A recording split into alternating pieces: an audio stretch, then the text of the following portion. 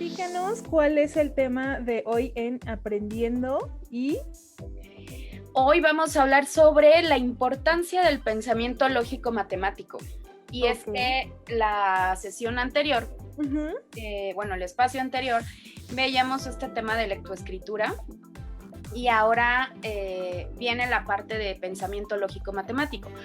La vez pasada hablábamos de cómo podemos utilizar cosas cotidianas, cosas que ya están en casa, súper a la mano, para estimular precisamente la parte del aprendizaje. Entonces, ahora quise retomar pensamiento lógico y matemático precisamente para llevarlo más allá del número, ¿no? Normalmente estamos como acostumbrados a pensar en matemáticas y así luego es el que aprendan a contar, que aprendan a hacer dictado, que aprendan a sumar, a dividir, multiplicar, etcétera. Y la realidad es que el pensamiento lógico matemático va mucho más allá del número, incluso de forma, ¿no? También está esta parte de ¿qué vemos en el kinder? El cuadrado, el triángulo, círculo, demás, y va muchísimo más allá. Entonces, de eso les quiero platicar hoy un poquito. Sí, porque por ejemplo me quedaba como esta duda, ¿no? ¿Qué tanto podemos ir como deconstruyendo el concepto que tenemos de lógico matemático, ¿no? Y creo que esa palabrita clave de lógico va como embonada en que no todo tiene que ser cuadrado, pero al menos sí tiene que tener un seguimiento, ¿no? Sí, por supuesto, debe tener una secuencia. Yo creo que ahí es la palabra, o ahí está la palabra clave, ¿no? El momento en el que se vuelve una capacidad. El pensamiento lógico matemático en realidad es una capacidad. Entonces, bueno, les traigo por aquí que igual ya les dejaré la infografía, donde nos dice, o donde retomo que es una habilidad para entender conceptos y a partir de eso desarrollar otras habilidades para la vida. ¿Qué pasa? Cuando nosotros trabajamos nuestro pensamiento lógico matemático, implícitamente empezamos a trabajar esta parte científica.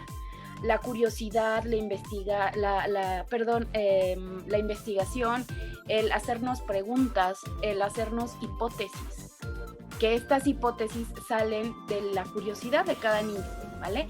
Entre más curioso sea un niño, entonces más hipótesis sobre la vida cotidiana va a tener. Y a la vez va a tener la capacidad de predecir cuál va a ser el resultado de esa hipótesis, ¿no? Y yo creo que a todo mundo le ha pasado que hay un niño cerca y de repente nada más le vemos la carita así como de ¿qué pasará si agarro el agua de mi globo y la echo en el sillón, ¿no? ¿Qué pasará si le pinto la cara al gato? Todas esas son hipótesis. Y entonces ya de alguna manera saben lo que viene, ¿no? Pero lo van a poner a prueba, van a utilizar todas sus habilidades para resolver. Y entonces, ¿qué pasa? Que cuando crecemos, cuando nos volvemos adultos, cuando nos volvemos adultos e incluso en el proceso, eso es lo que conocemos como habilidad de resolución de conflictos, o resolución de problemas. O toma de decisiones, o como queramos llamarle, ¿vale? Entonces, ¿qué pasa? Cuando tenemos esta hipótesis, cuando buscamos resolverla, entonces estamos generando una meta. Y de acuerdo a nuestra cognición vamos a empezar a elaborar ese caminito para poder llegar a nuestra meta. Eso a la larga se traduce en absolutamente la resolución de cualquier situación de vida que tengamos. Entonces, este pensamiento lógico matemático, lejos de verlo únicamente como el número, hay que aprender a verlo justamente como vamos a estimular a nuestros pequeños para que de grandes tengan la capacidad de resolver cualquier asunto, cualquier conflicto, cualquier problema de la vida cotidiana. Esta habilidad del día a día es lo que tenemos que estimular en ellos, ¿vale? Eso por un lado. Por el otro lado, que nos da orden de pensamiento y orden del cuerpo. Sí, para aprender números, para aprender fracciones, para aprender aritmética, etcétera, necesitamos un orden en nuestro pensamiento donde podamos poner atención, donde podamos enfocar, poder este famosísimo cálculo mental, ¿no? Que nuestra mente se vaya formando el 2 más 2 igual 4 menos tal igual, ¿no? Entonces se van haciendo estas estructuras que a la larga se desarrolla en la mayoría de la población esta capacidad de aritmética de resolver sin los deditos, por ejemplo, ¿no? De poder llevarlo de lo concreto a lo abstracto cuando vamos creciendo. Pero también hay otra parte, y es que le da orden al cuerpo. Es decir, yo quiero aprender a cerrar mi estuche, que tiene abrir o cerrar mi estuche, que tiene un cierre. Entonces, mi cerebro debe de tener esa motivación, ¿no? Esa meta. Pero también debe de mandar ciertas señales al cuerpo. Uno, que mi vista tiene que estar enfocada en el objeto, que mi mano tiene que ir al cierre, tengo que utilizar mi pinza, poner cierta cantidad de fuerza y hacer un movimiento de motricidad fina. Todo en un orden. Entonces, este orden se consigue con la repetición, una y otra y otra y otra, hasta que consigo cerrar el cierre o cerrar el estuche, y eventualmente ya es un movimiento casi mecánico. Ese orden interno lo conseguimos también a través del desarrollo del pensamiento lógico-matemático, obviamente combinado con la parte corporal que involucra pues la coordinación, motricidad, equilibrio, etcétera, pero es un orden interno, ¿vale? Entonces, yo creo que lo más importante es tener súper claro que va más allá del número, que va más allá de una forma, que estos pequeñitos que llegan a tener problemas con matemáticas igual pueden ser muy buenos resolviendo otro tipo de cuestiones, ¿no? Pueden ser pequeñitos muy ordenados, que sí es importante el dominio de los números porque los ocupamos para todo, pero hay un montón de herramientas para eso. Sí, porque ahorita que lo mencionas, perdón, ¿no? Que te interrumpo, pero justamente viene como esta parte donde yo me identifico como desde muy niña el no entender mucho las matemáticas, ¿no? Y que a lo mejor sí veía como que mi mamá procuraba más como apoyarme en esta cuestión de la secuencia, ¿no? O incluso disfrutaba desde niña mucho clasificar, juegos de clasificar. Por supuesto. ¿No? Entonces, eso creo que también me ayudaba, puesto que a lo mejor no tengo esa habilidad de cálculo matemático a la de ya, ¿no? Pero al menos digo, ok, bueno, a lo mejor de esas sumas raras, ¿no? De sumo y resto para poder llegar a un número, ¿no? Lo resuelves. Exacto, a lo mejor me tardo más que los demás, pero fue una estrategia que yo desarrollé, ¿no? Claro, y ese desarrollo de estrategias te puedo asegurar que lo llevas a muchas áreas de tu vida, ¿no? Que a lo mejor no resuelves como los demás, pero no te quedas con los brazos cruzados. Y al final ese es el chiste, o sea, el punto es que cada ser humano, cada personita, cada niño que cruza por la etapa preescolar, primaria, secundaria o la que sea, tenga la habilidad propia de resolver como mejor le funcione mientras llegue a su meta, ¿no? Y ahí es donde también cabe este criterio humano de no forzar a que todo mundo resuelva de cierta manera su vida, sino aceptar justo la riqueza de cada persona. Entonces, bueno, ya nos estamos metiendo como un poquito más a lo emocional, pero sí. es importante, ¿no? Al final, fíjate cómo los números o las matemáticas abarcan todas las áreas de nuestra vida. En este caso, el pensamiento lógico matemático, ¿vale? Entonces, justamente lo que tú decías, ¿cómo podemos estimularlo a través del juego o de lo que tenemos en casa o de nuestra vida cotidiana? Les voy a dar ahorita unos ¿como tips?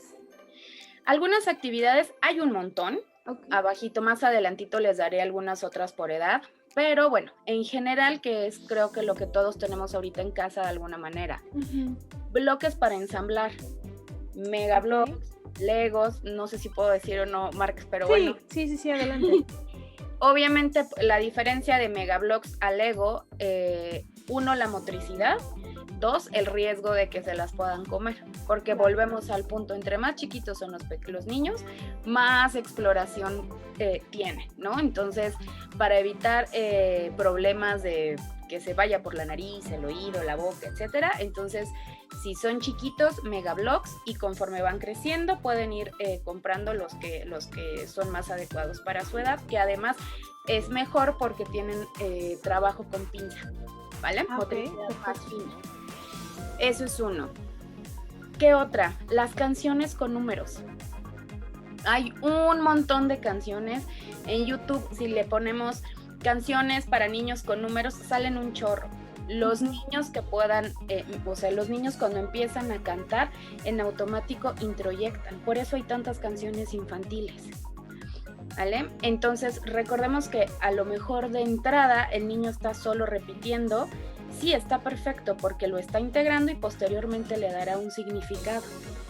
Está perfecto. O sea, prácticamente ahorita me estás diciendo que no fue tan errado que mi mamá te pusiera diario el disco de las tablas, ¿no? Y justo yo también iba a hablar del disco de las tablas. Sí, claro. Yo hasta la fecha todavía, cuando quiero recordar la tabla del 7, la canto, por ejemplo. Joya ese disco. Entonces, bueno, las canciones son súper útiles porque volvemos al punto. Ya no necesitamos planas. Podemos encontrar otro método. Repetir una canción y hacer una plana tiene, digamos, la misma dinámica. Bueno, no, tiene el mismo resultado, pero con una dinámica completamente diferente. Entonces, siguen siendo para edades iniciales una buena opción. Lo importante es posteriormente darle un significado, ¿no? Ahí es donde cambia un poco, pero bueno, de entrada está perfecto. Justo lo que decías ahorita, hacer series de colores y de figuras, o hacer categorías, o hacer, digamos, campos semánticos a lo mejor con estos mismos números, formas, incluso hasta con las letras nos podría ayudar lectoescritura y cognitivo, igualmente. Animales, países, frutas, verduras, todo eso nos va a ayudar a tener un procesamiento cognitivo más rápido, ¿vale? Y más concreto. Contar todo lo que esté a nuestro alcance, contar cuántos platos vamos a poner, contar cuántos pies tenemos, contar cuántas llaves traemos para abrir la casa, contar lo que tengamos en el camino, eso podemos contar. Ahorita les voy a explicar por edades más o menos cómo va. Juegos de mesa en familia, desde jugar dominó, jugar uno, jugar turista, jugar cualquier, ahora sí que cualquier juego que conozcan, porque cada familia tiene muchas veces algo como muy particular y otros más generales, está perfecto. Entra también aquí la parte del rompecabezas, por ejemplo. Los niños más chiquitos empiezan con rompecabezas de 4 y está perfecto. Luego vamos subiendo a los de 10, luego 15 y así sucesivamente. Las cajas de rompecabezas siempre dicen la edad y la verdad es que en general son edades muy exactas. O sea, están, digamos, como el dato está bien. Entonces podemos guiarnos de esa cuestión. Para los niños es un reto ensamblar rompecabezas de 4 piezas. Entonces no hay que demeritarlo nunca. Acordémonos que todo es un proceso, ¿vale? Y bueno, el más importante de todos, que también lo retomé, si no me equivoco un poco la sesión pasada, son los experimentos. ¿Por qué? Porque viene la hipótesis completamente, viene completamente el interés del niño, vienen las dudas, los cuestionamientos, las predicciones, cómo lo vamos a resolver, y para los niños es padrísimo porque si hacemos experimentos en casa, generalmente jugamos con cosas que usualmente no jugamos, que usualmente no se nos permite experimentar. Entonces, estas actividades y más en familia para los niños son lo máximo. Y además, ya les explicaré un poquito aquí con lo de las edades, pero nos ayuda incluso en expresión oral, en lenguaje escrito, en lenguaje corporal, son un montón de cosas, porque entra también en el juego de rol. Entonces, pensamiento lógico matemático, queremos desarrollarlo así con un plus, experimentos en casa, la parte científica, ¿vale? Toda la curiosidad que podamos desarrollar, adelante. Y bueno, para casi cerrar, las recomendaciones por edad, ¿no? Creo que esta es como una parte importante justo porque difícilmente nos enseñan cuál es el ritmo del aprendizaje en los niños. Entonces, algunos tips son, a los 3 años, dejarlos que jueguen libremente con sus bloques. ¿Por qué? Porque el reto ya viene implícito en el cuánta fuerza, de qué manera, hacia dónde, cómo le hago para que ensamble. Entonces, ahí van a ver que los niños solamente los juntan y luego los tiran, hacen una torre, la avientan, la quitan, la patean. Eso es el juego ideal a esa edad, ¿vale? Okay. además de, bueno, fomentar la imaginación, la creatividad, conforme lo van dominando vamos a empezar a ver que ya hizo un castillo, ya hizo un carrito. Una vez me tocó ver a una niña de 2 años y medio más o menos, que hizo una computadora y un teléfono y jugaba a la oficina como si fuera la mamá. Una joya, de verdad. ¡Qué bella! Sí, dejarlos irse con los bloques está perfecto. Comenzar a utilizar los números, no importa el orden, no importa si dicen 1, 5, 9, 3. El caso es que ellos los niños empiezan a utilizar ese número, a diferenciarlo de una letra y a concientizar que el número tiene un valor y que entonces a un objeto yo le puedo asignar un valor, ¿vale? Si en ese momento están numerando en desorden o no es el valor adecuado, no importa. Podemos sí hacer un cuestionamiento como de, ay, ¿estás seguro que es 3 y no 2? O a ver, vamos a contar nuevamente. Pero no es necesario eso está mal. O no, vamos a empezar de nuevo. Por ahí no. Hay que dejar que el niño se familiarice sin crearle inseguridad, ¿vale? Okay. Cuando jueguen en familia, que tengan algún juego de mesa, entonces permitir que el niño o la niña ponga las reglas. No importa si es uno y la regla no tiene nada que ver. El chiste es, tú pusiste las reglas, no entendí, ¿me explicas de nuevo? Oye, pero ¿cómo era aquí? ¿Pero en qué momento me tocaba? ¿Por qué? Porque conforme vayamos haciendo preguntas y preguntas, entonces el pequeñito, la pequeñita está, digamos, en proceso de asociar, de retomar su idea, de reorganizar y de expresar. Todo un proceso cognitivo, ¿vale? Por último, los patrones, las secuencias, las agrupaciones que hagan deben ser o pueden ser de 1 o 2 colores. Si eventualmente el niño consigue más, está perfecto. Si ahorita lo domina de 1 o 2 colores, formas, frutas, peras, lo que sean, bueno, pera es una fruta, verdura, animal, lo que quieran, está perfecto, ¿vale? 4 años, hablando de los experimentos, utilizar el lenguaje para empezar a hacer sus instructivos. Recordando que probablemente no tengan una escritura de la palabra completa, pero aquí lo importante es el concepto, que vayan, que esta capacidad de abstraer sea como vamos a pintar agua. Entonces, ¿qué es lo importante aquí? Pues el material, el vaso, el agua, la pintura y la cucharita para mover. Y que vaya haciendo su lista. Si lo escribe bien o mal, ahorita estamos en pensamiento lógico, no en lecto. Eso ya lo dejamos para eso, ¿vale? Entonces, esa sería como en cuestión de experimentos. Empiecen a sumar objetos concretos. Si tienes una manzana y te doy otra, ¿cuántos tienes? A ver, cuéntale. 1, 2. Perfecto. Échalas a tu mochila. ¿Cuántos niños hay allá en la foto? ¿Cuántos hermanitos tenemos? ¿Cuántas personas hay en casa? Eso es lo que hay que ir, con lo que se puede jugar. Empezar a sumar con cosas que tengan mucho significado cotidiano para este pequeñito, para que realmente le llame la atención y lo haga, ¿vale? Okay. Volvemos con el tema de los rompecabezas. Ya pueden ser a lo mejor piezas de 6, de 8, incluso de 10, dependiendo del ritmo de cada uno. Los patrones pueden ser más complejos, pueden empezar a hacer series a lo mejor de un color y una figura, 1 y 1, irlos alternando, o bien que los pequeñitos sean los que marquen sus patrones, ¿vale? Que ellos mismos vayan lo mismo. Ellos hacen sus patrones y entonces preguntamos, ¿por qué así? ¿Es por colores? ¿Es por figuras? ¿Es por tamaños? Y que el niño dé la explicación. Eso es lo que le va a dar sentido a la actividad. Y por último, a los 5 años, aquí sí ya podemos trabajar más la cuestión de número. Entonces ya podemos resolver problemas matemáticos, ya podemos resolver acertijos, podemos jugar a la búsqueda del tesoro, pero debe de haber un mapa, de manera que corporalmente y cognitivamente entonces puedan decir 3 pasos de frente, 1 a la izquierda, abajo, arriba, atrás, afuera, adentro. Todo ese tema de ubicación espacial a los 5 años ya es algo que pueden dominar, ¿vale? Pueden hacer una revista de ciencias y sobre todo cuando estén en este tema de la revista de ciencias es ¿por qué y para qué crees que pasan las cosas? Porque ya pasamos la etapa del por qué, ahora es para qué. Y ese para qué es una pregunta que les va a funcionar toda su vida en muchísimos aspectos emocionales además. Entonces, enseñarles desde chiquitos a utilizar el para qué les va a dar un boost padrísimo para sus habilidades emocionales, ¿vale?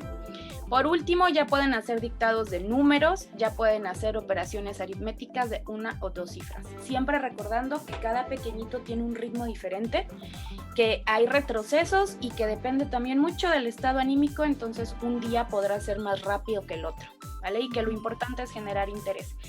Y canten, jueguen, disfruten aprendiendo juntos, nunca dejen de cantar, ¿vale? Porque esa es la manera más práctica que tiene nuestro cerebro para aprender. Y listo, todo lo que tengo que decir por hoy. Justamente creo que yo, como aportando un poquito más hacia los papis, ¿no? Pero más justo en la cuestión emocional, creo que me quedan como dos temas, ¿no? Uno es la paciencia que a veces como papás podemos tener para efectivamente escuchar, ¿no? A los pequeños. Y eso desde yo, ¿no? O sea, cuando empiezan de preguntones es como ay, Dios mío, ¿dónde está la mamá de este niño, no? Entonces, creo que ese sería uno, ¿no? El ser paciente en escuchar todas las dudas, que al final son hipótesis, ¿no? Claro. Que hoy lo veré diferente.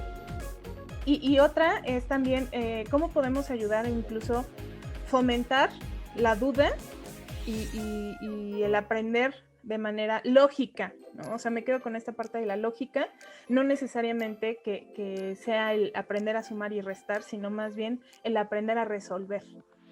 Entonces, justamente en esta parte de cuando los niños empiezan a preguntar y a preguntar y a preguntar, sí, claro que en algún momento les contestamos, pero es más importante el ¿tú por qué crees que sea así? ¿Tú cómo harías para resolver? O incluso hasta decirlo al revés para ver si los niños captan el error y lo corrigen, que eso es algo que le encanta a los niños, ¿eh? El ver que dan un consejo a mamá o a papá o al hermano grande donde ellos están corrigiendo es lo máximo. Entonces, es también cambiar esta parte. Obviamente, si papá o mamá responden preguntas todo el día, claro que se van a cansar, pero además este pequeño que no va a tener entrenada esta capacidad de predecir, entonces va a seguir pregunta y pregunta y pregunta. Entonces está muy bien. Un niño preguntón es un niño saludable, junto con el juego y la ensuciada y todo, ¿no? Entonces un niño que pregunta está perfecto. Ahora también ahí el chiste es enseñarle a responderse, justo a resolver. Sí, creo que esa es la parte como a lo mejor importante y que también ahorita a lo mejor que comentas, me quedo con ¿qué pasa, no? ¿Qué pasa? ¿Qué tan saludable también es que un niño no pregunte para nada, ¿no?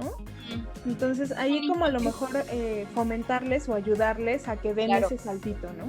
Estimular, y es bien fácil desde ayúdame a hacer el agua de limón. ¿Qué necesitamos para hacer el agua de limón? ¿Y cómo vas a exprimir los limones? Pero ya contaste cuántos son. Oye, pero ya viste cómo se mueve el azúcar. Pero ya viste el hielo, ya se deshizo. Oye, ¿por qué crees que el hielo se haga duro? Todo eso son cosas que poquito a poquito hacen que los niños vayan volviéndose más curiosos. Y sobre todo recordar que igual lo comenté la vez pasada, estas habilidades se adquieren durante el preescolar. Entonces, estos niños tienen hasta 5 o 6 años para desarrollarlas y aún así son habilidades preoperatorias. Las habilidades operatorias se adquieren en primaria. Entonces, igual que con la lectoescritura, no es necesario presionar, no es necesario encontrar el por qué mi niño o mi niña no va al ritmo que me dicen que debería de llevar. Claro. ¿Vale? Entonces, pues es eso. Justo como decíamos hace rato, también entender que la resolución es, la manera en la que cada quien resuelve es diversa y la manera en la que maduramos también. Qué bonito sería que todos maduráramos a la par, pero qué aburrido sería al mismo tiempo. Principalmente eso, ¿no? Aburrido porque obviamente cada persona es un universo, ¿no? Y creo que esa es la parte importante y también muy interesante, ¿no? Es correcto. Entonces, pues Becky, muchísimas gracias porque incluso a mí me vas quitando como estas dudas de mi infancia. Voy teniendo muchos descubrimientos personales y obviamente también espero que sea un espacio muy nutritivo para todos los papás que ahorita están apoyando como en casa con sus nenes o incluso que a lo mejor no los inscribieron a la escuela pero tienen esta curiosidad de obviamente darles las herramientas, ¿no? Entonces, creo que no solamente es en esta cuestión de pandemia, creo que son consejos súper útiles para cualquier niño y obviamente para cualquier papá que quiera incluso como darles un extra o un plus, ¿no? Para conocer el funcionamiento de sus pequeños. Entonces, Becky Preciosa, muchísimas gracias, estuvo súper interesante.